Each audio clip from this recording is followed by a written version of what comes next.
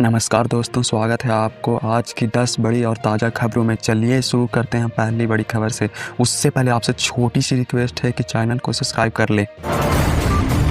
शारदीय नवरात्रि का छठा दिन मां कात्यायनी की पूजा होगी। यह योद्धा देवी साहस, शक्ति और बाध्य नाश का प्रतीक है। भक्त लाल या भूरे वस्त्र पहनकर मालपुआ, शहद और नारियल के लड्डू का भोग लगाते हैं। मंत्र जाप दुर्गा सप्तमी पाठ में मां की कृपा प्राप्त होती है। देश भर में मंदिरों और पंडालों का उत्साह बढ़ रहा है। गुजरात में गरबा और दिल्ली के कात्यायनी मंदिर में भारी भीड़ की उम्मीद है। प्रधानमंत्री नरेंद्र मोदी ने यूपी इंटरनेशनल ट्रेड शो का उद्घाटन किया। कार्यकर्ताओं और आम जनता को बड़ा संदेश दिया। उन्होंने कहा कि जीएसटी में हाल ही में की गई भारी कटौती तो बस शुरुआत है। भविष्य में टैक्स दरों में कटौती करने का काम जारी रहेगा। पीएम मोदी ने इस दौरान 2014 से अब तक के टैक्स स्ट्रक्चर के आए बदलाव और बचत का उदाहरण देकर जीएसटी सुधारों की उपलब्धि गिनाई।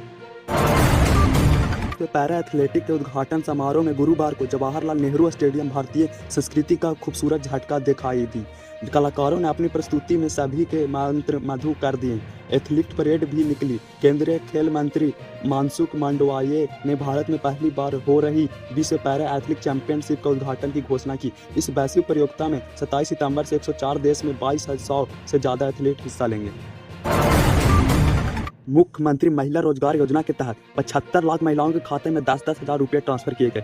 इस मौके पर पीएम नरेंद्र मोदी राष्ट्रीय जनता दल और ललटेन राज पर तीखा हमला भी बोला। पीएम मोदी ने नवरात्र के मौके पर बिहार के महिलाओं को संबोधित करते हुए कहा, नवरात्र के पावन दिनों में बिहार की नारी शक्ति के साथ जुड़ने का सौभाग्य मिला। आज से मुख्यमंत्री महिला रोजगार योजना की शुरुआत हो रही है, जिससे 75 लाख बहनें जुड़ चुकी है। उन्होंने कहा कि राज्य सरकार और केंद्र सरकार मिलकर महिलाओं को आत्मनिर्भर बनाने की दिशा में काम कर रही है। जब कोई बहन या बेटी स्वराज करती है तो उसके सपनों का पंख लगते हैं, पीएम मोदी ने कहा।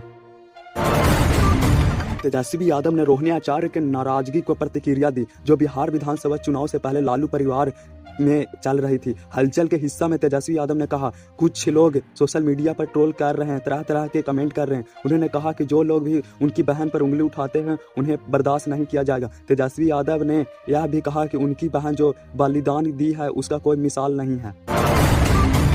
केंद्र सरकार ने लद्दाख में बुधवार को हुई हिंसा के लिए social media activist Sonam Wangchuk को जिम्मेदार ठहराया। गृह मंत्रालय ने देर रात बयान में कहा, वांगचुक ने भड़काऊ बयान को भीड़ को उकसाया। हिंसा के बीच अपना उपवास तो तोड़ा, लेकिन हालात काबू करने के प्रयास की जगह एम्बुलेंस में अपने गांव चले गए।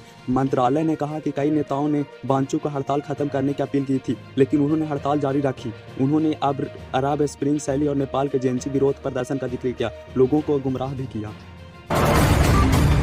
लेह में पूर्ण राज्य की मांग को लेकर हिंसक प्रदर्शन हुए। 4 की मौत हुई, 80 से अधिक लोग घायल। सोनम वांगचुक ने राष्ट्रीय सुरक्षा कानून के तहत गिरफ्तार कर दिया गया। इंटरनेट निलंबित कर दिया गया। लद्दाख में कर्फ्यू लगाया गया, स्कूल बंद है, भारी पुलिस तैनाती जारी है। प्रदर्शनकारी मांग कर रहे हैं कि पूर्ण राज्य का दर्जा और 6ठी अनुसूची में शामिल करना।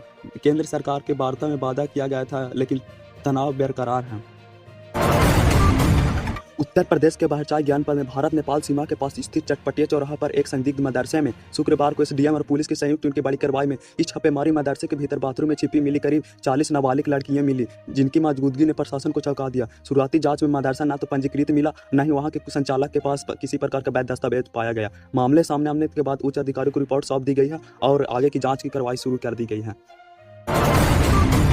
भारत के ऊपर अमेरिका की तरफ से इस समय 50% टैरिफ लगा हुआ है। इनमें से 25% टैरिफ के अलावा अतिरिक्त 25% रूस के सस्ता तेल खरीदने की वजह से पेनल्टी के तौर पर लगाया गया। ऐसा भारत ने अमेरिका से कहा कि अगर वह ईरान और वेनेजुएला से तेल आयात करने की नई दिल्ली को इजाज़त दे दे तो भारत मॉस्को से तेल खरीदना बंद कर देगा।